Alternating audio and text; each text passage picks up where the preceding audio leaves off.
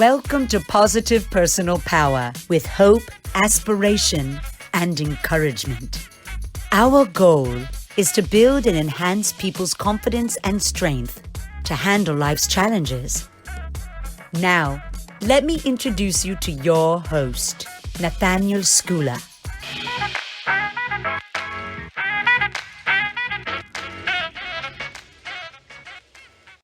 Hello and welcome to the inaugural episode with Marverine Cole. Marverine is an award-winning journalist, a broadcaster and an academic who is on the core team for the Sir Lenny Henry Centre for Media Diversity. So welcome, Marverine. Hey, thank you so much. I'm very excited to be on the podcast. Super. Well, I think it's really quite fun actually, because I've known you probably for it's got to be about 10 years, isn't it? It is. And where's that decade gone? That's a bit scary, isn't it? But we met in the beer world, didn't we? In another world. I know. It's extremely strange. I was kind of pivoting my career, and today we're going to talk about the career pivot, emotional well-being strategies, and how to navigate your career path, which right now is really tough for a lot of people. But back then, you were in beer, you were broadcasting on TV, and I was selling beer for a few different breweries, and we were into Twitter, right? Yeah, we'd gotten into Twitter because Twitter was where it was at, and it still very much is now. So, you were selling beer, I was a beer journalist, a beer writer. I think I just won my award with the Guild of British Beer Writers. And I'd not long started freelancing as a journalist. I'd spent about 4 or 5 years at the BBC being a reporter, producer, and presenter in Birmingham, my hometown, with the local ITV, local BBC, and so on.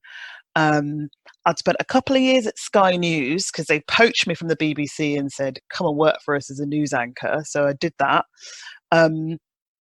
And then I think I came back to Brum for a bit. And I was interested in the kind of links between the history around women potentially being the first ever producers of beer, in thousands of years ago in Sumeria. And so, which was all really interesting to me. And I was like, no, I don't believe any of that. So being the journalist, I was investigating the history of beer, pitched an idea to BBC Inside Out in the East Midlands, and made a TV feature kind of looking at the history of beer and how women were the key to the future profitability of pubs, which for me is really interesting. And my beer journey began, and I started blogging and writing and appearing on This Morning with Holly and Phil, getting them drunk on beer. At 12 in the afternoon, it was brilliant. Had a lot of fun working in the beer world. I do less of that now, but of course, like you, I still drink beer. Yeah, once you develop that passion for a nice beer, it's very, very difficult to not, because there's so many different flavors out there, right? Absolutely, there are thousands upon thousands of beers. If you think about just British brewers alone, and most breweries will produce at least 4 core beers, right? So a golden ale, a bitter, an IPA, because who doesn't love an IPA, and a stout or a porter. At least 4 core beers that they brew regularly, and then you times that by the number of breweries you have in Britain, and then times that by the number of breweries in Europe and the world, and your beer journey could be never ending, which is beautiful, really. Yeah, it's a bit like your career journey, really. And it is. I mean, you're always nowadays more than ever. I mean, I was listening to something the other day about how people, they actually have multiple different careers during their career, right? And they learn skills all the way through. And I think that's something that I don't think you probably will realize how good you are at a multiple of things until you find that job that you or business that you start, which you really have to use those skills for, right? You're absolutely right. Yeah, I mean, if I think back to myself when I was a little girl, so my mum and dad came over from Jamaica in the 50s. My dad was a builder, my mum was a nurse. And then, my mum always loved watching the local news in the evening. So I think we'd watch Nick Owen on BBC News. And we'd also get the Birmingham Mail newspaper put through the door every night. And so she would read the paper and then hand it to me and go, have a look if you want. So, my interest in news and current affairs started from that very young age. And I always felt, drawn to TV, radio, broadcasting. I was always just watching TV and listening to radio. But then, through school, I didn't feel brave enough to venture into the industry. So I thought, oh yeah, I'll try advertising. I did a degree in business studies. And I thought I'll try advertising. Mm-hmm. That didn't quite work out. Try marketing, did a couple of jobs, didn't work out. And I did various jobs through my 20s where I started a job, I didn't like it, I left. I started a job, got made redundant, signed on. And in the end, I spent a lot of my 20s working as a secretary, like a PA, a personal assistant to top, MDs and CEOs. And then I had like an epiphany when I think it was about 30, and I went, listen, this journalism thing that you thought about when you were a kid, I think you need to try it. So I went and did a postgraduate diploma in broadcast journalism at Birmingham City University. Which is where I now work, so crazy full circle. And it was the best thing I ever did. Going back to uni, studying this postgrad, learning how to become a TV and radio reporter. And I don't want anyone to think for 1 minute it was just all an easy glide. I didn't have the money to pay for the fees for this course, right? Right.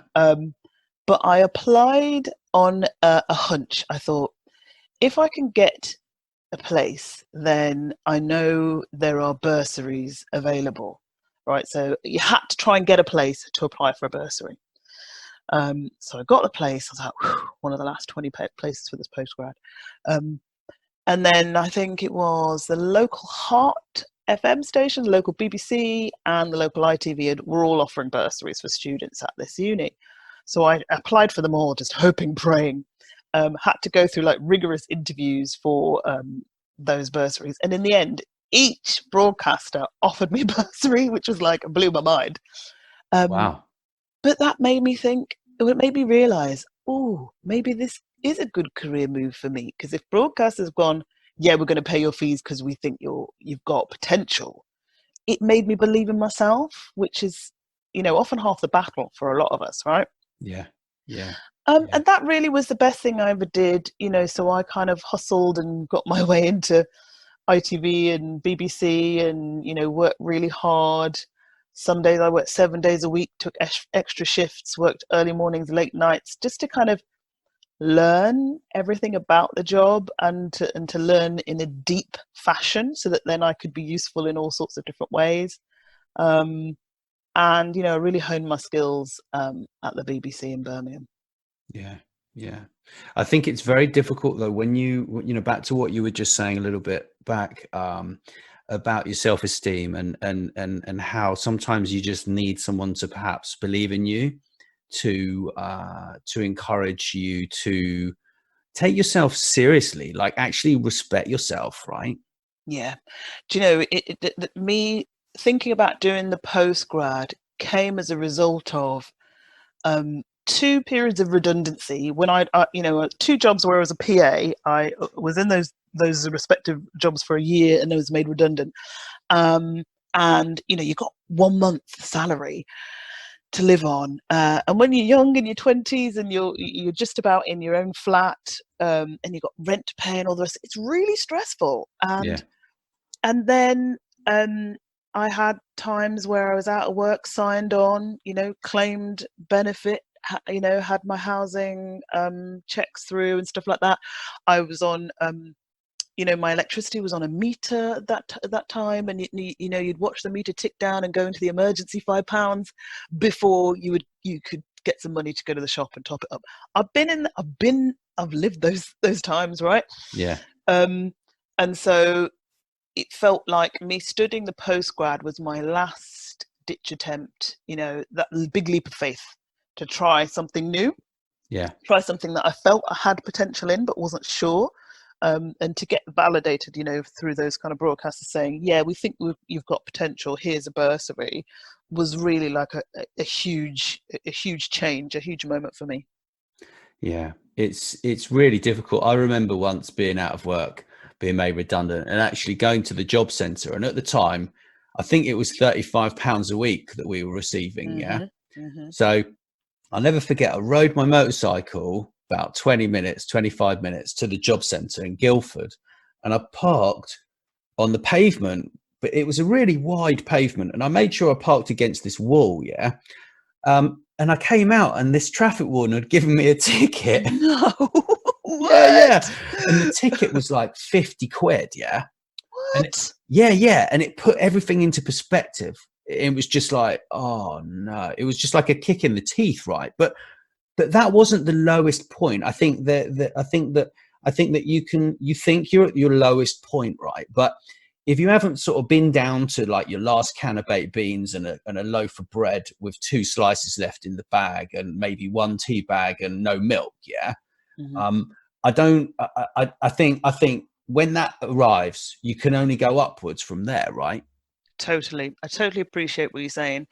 That definitely would have been one of my lowest points. The running down the emergency £5 on the Lecky. Yep.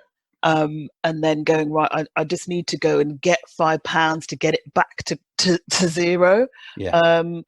And so sometimes when I'm feeling, low or struggling, I think back to times like that. And I always have gratitude, and my husband and I have gratitude because, he's had tough times as well. And, he had a hideous motorbike accident, 25 years ago. And he always remembers, I'm so grateful for surviving that, right? So we do often go, oh, we're doing all right. Are we doing all right? Yeah, we're doing all right. Okay, just let's keep on going up. Because life deals you some blows sometimes, and it's how you pull yourself out of it that is the real key to a happy future. Yeah, for sure. I mean, before this episode, I sent you a message on LinkedIn saying we're going to talk about Rocky, right? And Rocky, the story about Sylvester Stallone is that he actually sold his dog for $25 to this guy outside the liquor store, right? So, serious. Before he actually did Rocky 1, he was trying to sell the script. And every time he'd go in New York, and he would go to these producers, and he'd say, "Look, I've got this movie. I want to be in it." And they would look at him and go, "What do you mean you want to be in it? Like, you can't even talk properly," and stuff like this, right? And one of them offered him, I think, $250,000 for his script, but he wasn't allowed to be in the movie. And he turned around and he said, "No, I'm not going to do that." So eventually settled for being basically selling this for 35,000 and being in the movie. And they took a punt on him, and basically then he went back to the liquor store. It was the first thing he did. He went back to the liquor store 3 days in a row, and he waited for this guy with his dog. And he actually managed to buy the dog back from the guy. But the guy said, "I want to be in your movie, and I want $15,000 for the dog," right? But I was just listening to this story just before you came on to talk to me, and in fact, I think he actually slept in a bus station for 3 weeks. No. And really, we're really lucky in England. I mean, yes, there are homeless people, but if you really want to get off the streets, I think you probably can actually. Yeah, it's interesting. I think so too. I remember watching it. The BBC have done a lot of incredible documentaries on BBC Three on iPlayer about speaking day in, day out, week in, week out to homeless people. And I think there's a series of Women on the Streets, which is really interesting. Looking at talking to homeless people about why they're there and if they want to get off the streets and how they're being helped or not. It's all relative, isn't it? It's where you perceive the help to be, and how some kind of coped going into shelters and then not coping with the the regime and the regulations around living in a shelter and then being kicked out again. And, you know, it was all just so complex, isn't it? The reasons why people are homeless is so complex, but ultimately there are always those stories of people who have battled to get clean and get into accommodation and get a job and turn themselves around. But I think it just depends on kind of the individual, right, and what they take away from it. Yeah, like I'm super grateful to like have a roof over my head and like to be able to eat, right? Like, and I think there are different levels, aren't there, of kind of pain that you sort of have to go through to learn lessons, right? Yeah, without a doubt. Without a doubt. You know, when I think about, you would laugh at the way that my husband and I are. We're always grateful, and I'll go, "Oh, we've made it to our like dream house," and that in itself was a struggle because, you know, we had, as you do, you have first world problems. Of course, we had credit card debts and all the rest of it, and we had to pay those down to get the mortgage, and then we only had a certain mortgage because, you know, the times in my 20s when I had been made redundant and was, you know, on benefits and what have you, I ruined my credit rating. Mm-hmm. So the ability to get a mortgage was an issue. And then, you know, I'd say to my husband, "We've got this house, it's great." And he said, yeah, we've done really well, we've paid our debts off. And I said, "But we wouldn't have been able to even be here without you having bought that flat, you know, to have some equity to pay down a mortgage." And he said, yeah, but think about where that equity came from, because he was able to buy the flat from the insurance money he got because of the hideous motorbike accident. And you're like, whoa, then you kind of start thinking, God, there's a lot of weird karma going on here. This terrible thing happened, but out of that something, you know, good or better can come. Really, really strange how the world works. Yeah. I am a firm believer, though, in a lot of the philosophy that inspirational guys like Robert Holden and Michael O'Neill talk about, in that everything that we might look for outside of ourselves, you know, happiness, joy, resilience, you know, is actually within us already innately. I'm a strong believer in that, you know, and that's one of the things that has kept me going and has kind of transformed my life and how I deal with things. Like in the last year, I listened to a lot of Robert Holden. I listened to a lot of Michael O'Neill in terms of podcasts and books and shows. Wow. So yeah, I mean, so with emotional well-being strategies, right?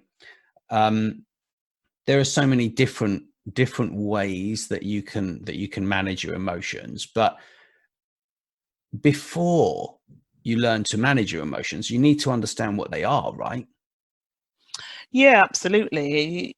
You've got to almost self-diagnose. I think it's harder if you can't self-diagnose. In the same way we know when we've eaten something and it's not agreed with us, or we kind of sense why, oh, my knee's absolutely killing me today, and that's probably because I did half an hour of a crazy Joe Wicks this morning. Do you know what I mean? You know why something's not feeling right. Yeah. And then when you feel something in your body that is, that's weird, I can't quite pinpoint it, then you almost know that, yeah, maybe I should go to the doctors about this, right? So the same way we do that kind of self-diagnosis around our body, I think it's, you know, it would help everyone to try and do that self-diagnosis around our emotions, but also recognize where our feelings coming from. You know, where our feelings, where our emotions are coming from. We're always kind of, we're always experiencing our feelings. So, you know, like when we're worried about something that's ahead, it's kind of, we're fixating on something that's ahead, but that does not make any sense because we can't predict the future, you know. So why would you get yourself completely wound up about something that you know, an imagined future?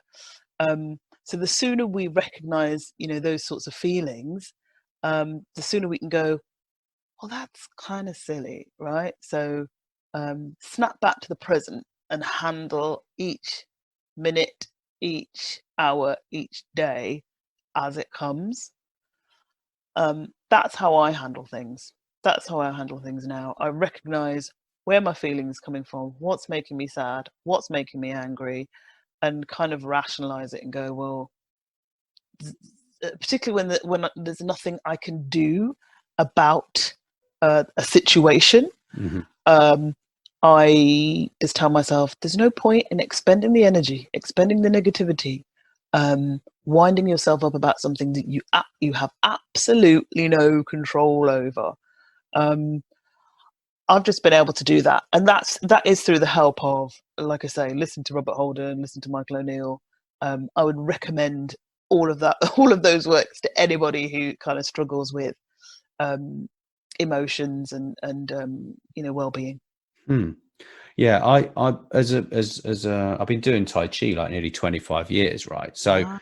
for me, I'm very aware of my emotions, but I'm also aware of how to kind of balance them. And exercise, diet, water, and other things play a big part in that. But like right now, it's super difficult right now because we're all stuck indoors. Many people can't even go out for any exercise without fear of bumping into someone and whatever, right?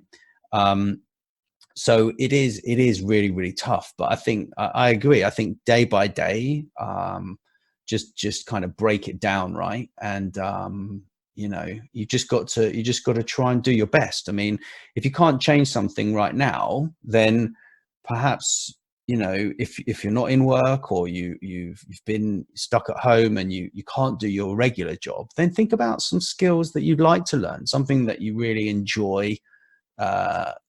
Look into it and study, and before you know it, you can actually be very good at something. Like, I mean, I didn't know anything about podcasting like 5 years ago, and I just learned how to edit from a friend of mine. Told me how to edit, and I launched a podcast and launched another one, and then the world's largest ebook producer asked me to do some expert talks for them, and I produced around 100 talks for those guys. And so you don't know where things are going to lead, but I think you need to listen to your intuition, right? Absolutely. I mean, all the examples you've given of how you have schooled yourself are so relevant now. We've got so much that is available online, and yes, I fully appreciate. I'm not sitting here going, "Haha, my situation's great." There are loads of people, like you said, in tower blocks who can't. The park's closed or whatever. They might have to walk how many floors to get downstairs or whatever to get fresh air. Yeah. I appreciate that a lot of people for whom this lockdown is going to be absolutely awful. It is awful. Yeah. And I suppose the only suggestion, the only thing I can think of, flipping back to the situation where I was, in a pokey little flat, not that nice, for 4 years, right? Mm-hmm. Is do what you can, try and stay calm about the situation, and have hope that things will change. But also try and plan, if you can, as to how you want to change your future. Because I do believe that we are the masters of our own fate, of our own destiny. Yeah. And like you were saying, I think YouTube is the biggest encyclopedia in the world. There are so many helpful people showing you how to set up a podcast, how to use this, how to do that, how to edit this. But then also there are organizations who are now throwing open, courses that were previously on paywalls, right, free. So Coursera, I think, or cheaper, like Udemy. Open University's got a whole load of free courses. FutureLearn. There are all these sorts of places online, and I'm sure like load more that I haven't even mentioned that people will know about. Well, you can log on, spend hours. Boy, have we got hours now. If you're not a key worker, we've got time. If you're furloughed, you've got time, right? Yep. And school yourself on a new topic, a new hobby, to try and transform your life in readiness for when we do come out of however long this cycle is of us being locked down. That is what I would suggest to anyone and everyone, to give yourself hope. Give yourself hope. Don't succumb to the hopelessness if you can. I know I always qualify it by saying I'm not deliberately sounding flippant or glib, but I think holding on to some hope for a better future for yourself is really important. Yeah, but the thing is, it's about having faith, right? I mean, like, whatever your belief system is, like, you've got to have faith that things are going to get better. It's a bit like walking through a tunnel. Yeah, at the beginning of the tunnel, everything's black, and you can't even see the white dot at the other end. But when you get to daylight out the other side, you start seeing more and more of your path, and that's a bit like navigating your career path, right? Which I think we should just, you know, appreciate that people like yourself, people like Lenny Henry, and people from all sorts of races and sexual orientation, and things like this, they found it very, very hard in life. Yeah, and I think that's because obviously, a lot of our institutions, a lot of our organisations have always been led by and managed by traditionally white male, privately educated majority, and that that's not me spouting off the top of my head. You only have to look at Sutton Trust's kind of detailed research around the elite professions in the world, which is basically a lot of professions and a lot of industries and institutions. And so, when that's been kind of how it has been for centuries or, kind of decades, then as our population changes and as the UK changes, with people from different countries and different ethnicities and different faiths migrating and settling here and feeling they're British, and they are British when they're born here, you can understand when people feel like, hang on a minute, so we're not represented in these circles. We're here, we're living here, we contribute to society, we're paying taxes and all the rest of it. We feel British, yet we're not part of decision making. We're not represented in very well in many areas. Then you can appreciate what people are feeling. Hang on a minute, this doesn't feel right.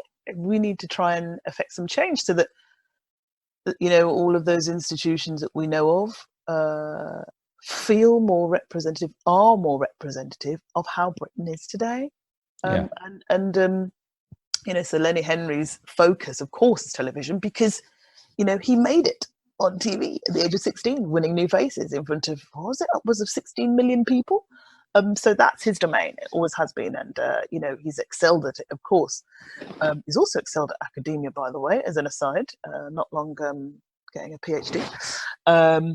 But so the aim for the Lenny Henry Centre for Media Diversity at my university, which is Birmingham City University, is about trying to increase diversity and inclusion in the media, with an aim of kind of trying to improve policy decisions. And I know some people will be like, why does that matter? Why does any of that matter? Why do we need to see more Black, Asian, and ethnic minority people on TV? Because representation really does matter. We can't kind of keep things as they are. There needs to be a shift, a more concerted shift towards fair representation. And the data, from Ofcom around media diversity is very clear. A lower proportion of ethnic minority employees in senior management positions, making decisions on what programs we see, we don't see, the people we see on TV or on the radio, the people behind the camera, behind the microphone. Very few ethnic minorities involved in those decisions. And the same when it comes to news and current affairs we see. Again, it's an extremely elite profession, journalism. So, you've really got to, of course, in any profession, you've got to fight hard to kind of get through. But it seems that the playing field is not level. And hopefully, with the work that we're doing at the centre, we'll hope to level that playing field.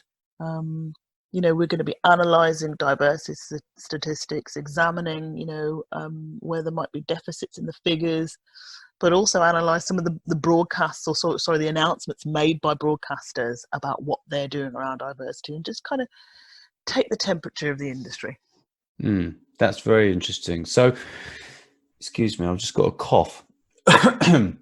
So, when navigating your career path, right, would you just look at an industry you want to go into, and actually take a look at some of the real leaders in that industry and say, well, actually, I could be there. I could potentially be there in 5 years, 10 years time, or next month or next year. But like, would you sort of start there and then try to navigate the skills that you need to actually get to that place? Yeah, I definitely would, but I'd also come from a point of, as well as identifying where you think you might want to be, um, make that decision based on a passion, because there's no point in pursuing a career that you don't feel passionate about. Why sit and go, yeah, I want to be an accountant, when you're kind of, you weren't very good with maths, and you thinking, yeah, it's going to make me a lot of money, but you haven't got the drive for it. I think absolutely you've got to have a drive for a particular career. These days there's so much information out there about how to get into different careers. Lots of people volunteering their own stories of their own journey. Lots of very transparent information about the qualifications you need to get there. Way more so than when I was thinking about broadcast journalism as a career, coming on nearly 20 years ago. There's way more information now. Oh yeah, And there's masses. There's loads, and so yeah, do the research, but also, every industry is very much built around networking as well. And there seems to be, in some professions, there is in journalism kind of a unwritten rule of, you've got to work your way up, which I think is fair, which makes sense, particularly if you want to get to a senior position. You can't jump into a senior position of an organization without understanding how the cogs work, which bits turn which bits and who's responsible for what. I think it'd be very difficult for anybody to do that unless you know a profession. Some people might disagree. But you need to school yourself on industry, who are the main players, what sort of qualifications you need, also what sort of aptitudes and behaviors you need. What sort of person do you need to be, what sort of skills and qualities do you need to have. Be a good listener, be a good team player, be able to back down, if you're trying to have an argument or a discussion and it's not working, to be able to compromise, see other people's point of view, all those sorts of things. Yeah. It's a combination of the two. But yeah, spy what you want to do, and then just work hard on schooling yourself about as much of the industry as you can, and ultimately, getting the right qualifications to get in, and to thrive and to grow. Yeah. Yeah. I think also finding mentors as well is superb. I've learned so many amazing things from people that just want to teach. They love just helping people to get somewhere, really. It's really, mentors is really interesting. I have never had an industry mentor, but I have mentored hundreds of people. Yeah. So it feels weird. Yeah, I've never had a mentor, but then I suppose that's why I have become a mentor, in that, and that people have come to me and said, I've seen you're doing this. I've seen you've been an anchor and now you're an academic. Can I talk to you about how I can, move on in my career? And, I've always loved doing that and continue to do that. So yeah, I agree. Having a mentor is super important. But please don't expect that mentor to just hand you everything on a plate and go, yeah, here's my contact to do this. Here's my contact to do that. It's about, discussing what you think you've got to offer, and that person helping you kind of shape your future. Yeah. Yeah. I agree completely. And it hurts because you're going to grow, because they're going to point you in the right direction. Maybe you can work on some projects and stuff together with them as well, depending on what business you're in. And it's painful, it took me years to learn certain skills, and now those skills are coming together now, but that's part of the learning journey, isn't it? Yeah. If it doesn't hurt, then generally you're probably not learning anything. No pain, no gain. Well, you've been most generous with your time. I can't thank you enough. And it's been super talking with you. It's been an absolute pleasure. Really fun. Thank you so much.